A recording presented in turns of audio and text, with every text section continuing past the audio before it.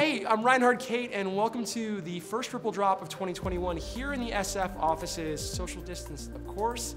We've got a cool show for you featuring Asheesh Birla, the general manager of RippleNet, Monica Long, the general manager of RippleX, and Stu Alderoty, our general counsel. Stay tuned for the drop. Hey, Asheesh, it's so good to see you in person. It's been a long time since we've done this. I know, I miss you. This is great to be back in person. It's great to be in the Ripple office, and it's great to be doing another Ripple Drop with you. Let's talk RippleNet. In 2020, what kind of growth have you seen on the network, and what are you expecting in 2021?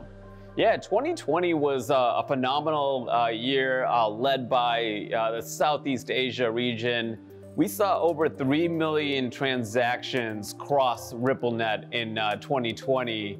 And in 2021, they're not showing any signs of slowing. The story last year was Southeast Asia. This year, we're seeing Middle East pick up and really drive a lot of growth in the first couple of quarters here. And then also Latin America is coming online pretty strong as well. So I'm excited about 2021.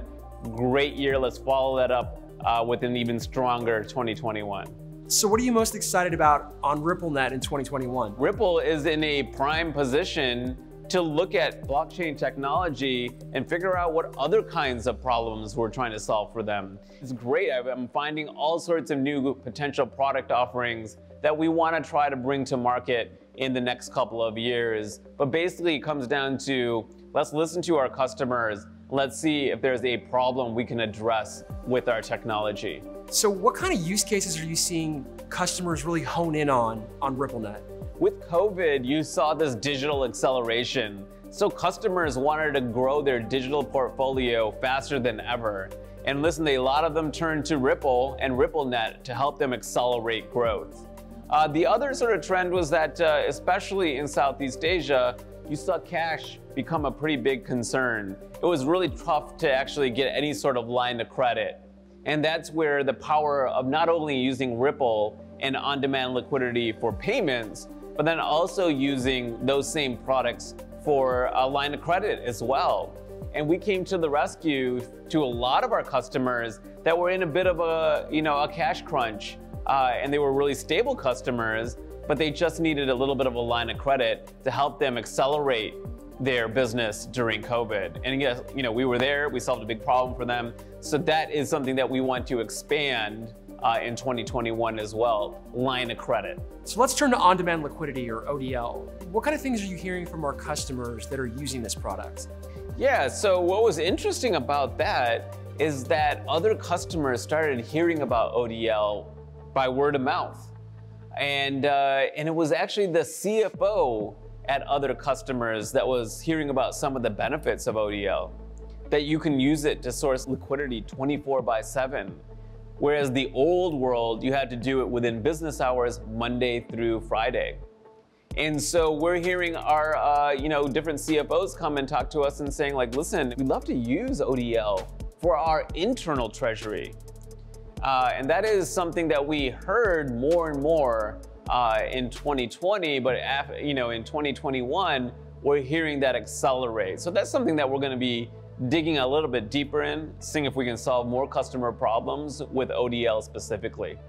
Lastly, what kind of things have our customers been able to accomplish using RippleNet? One, we want to be there so that you can grow your business and transform your business. I think that the digital acceleration induced by COVID is only going to continue in a post-COVID world, and RippleNet is going to be that technology to help you expand even further. So, I'm excited for that in 2021. I'm also excited about learning what else we can do with our technology and bringing that to market in 2021 as well. Monica, so good to see you. Great to see you, Reinhard. I know. I was just telling Asheesh that it's been forever since we've gotten a chance to shoot in person here at the Ripple offices. And since we've last spoken, you've stepped into a new role. That's right. And so talk to me about RippleX. What's RippleX's core mission?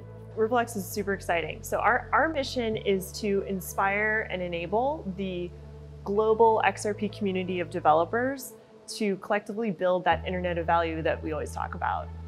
That's really, really exciting. Even though we're missing you at marketing, That's a big mission to like take on. Swell going on. Yes. And shall I talk a little bit about how that works? So we think about 4 key parts that have to come together. So first is how we enable the developer experience building on and around XRPL.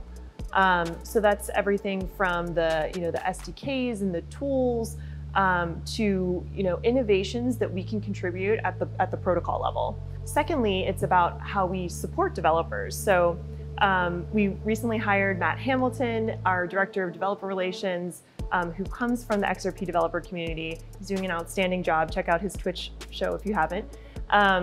But so he is responsible for thinking about how we're supporting developers through programs and other things like that. The third way is through actual demonstrating use cases.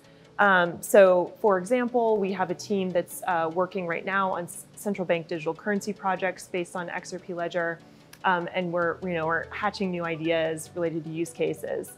And then the last component is liquidity infrastructure, because we know for developers to bring their ideas to life and to bring their businesses to life, they need a lot of key infrastructure components like wallets and fiat on and off ramps, et cetera. What are you looking forward to with RippleX in 2021? I think getting in there and executing is what I'm most looking forward to, but we need the team to do it. So we're going to be hiring quite a bit, definitely on the engineering and product side, but I think really across the business. So looking forward to welcoming new team members this year. Probably the second to a return to work, which I know we're all looking forward to. Monica, are there any projects that are building on the XRP ledger that you're particularly excited about? There's so many that we could give a shout out to here. I'll call out a few. So XRPL Labs produced the Sum wallet, which is a fantastic non-custodial wallet. The team at 20 Labs, they've created an XRP toolkit, which is great for developers to check out. And lastly, I'll call out a couple community members who created an NFT art gallery on the ledger, Ponderjohn and Calvin Schultz. That's some really great creativity and innovation.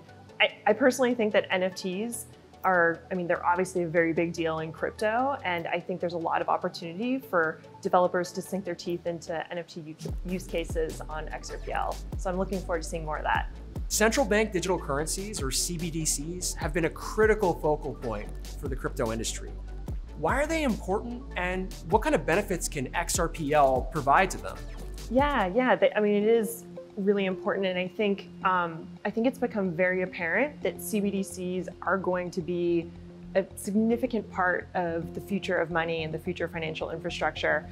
I think the big innovation here is a very secure form of digital fiat currency. We're wading into those waters. We're engaging with central banks around the world on the topic, and I think what's really interesting is beyond CBDC projects within a given country is for central banks to think about cross-border interoperability.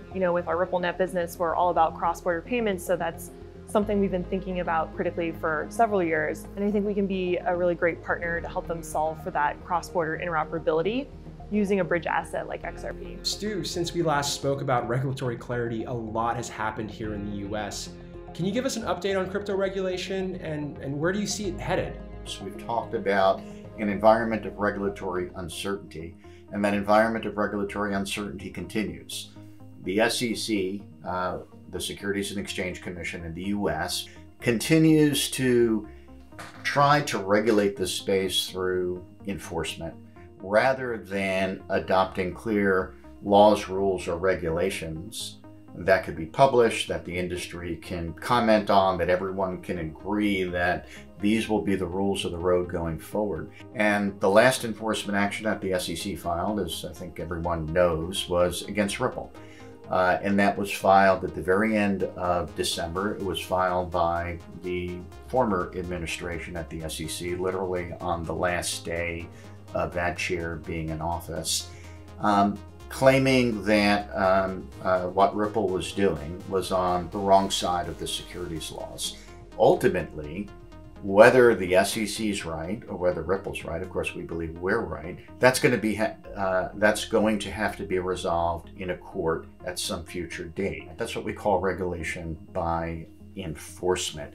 Rather than adopting clear laws, rules, and regulations so everybody knows what the rules of the game will be or the rules of the industry will be. I mean, that really begs another question. So like, why is this regulatory clarity through a framework important?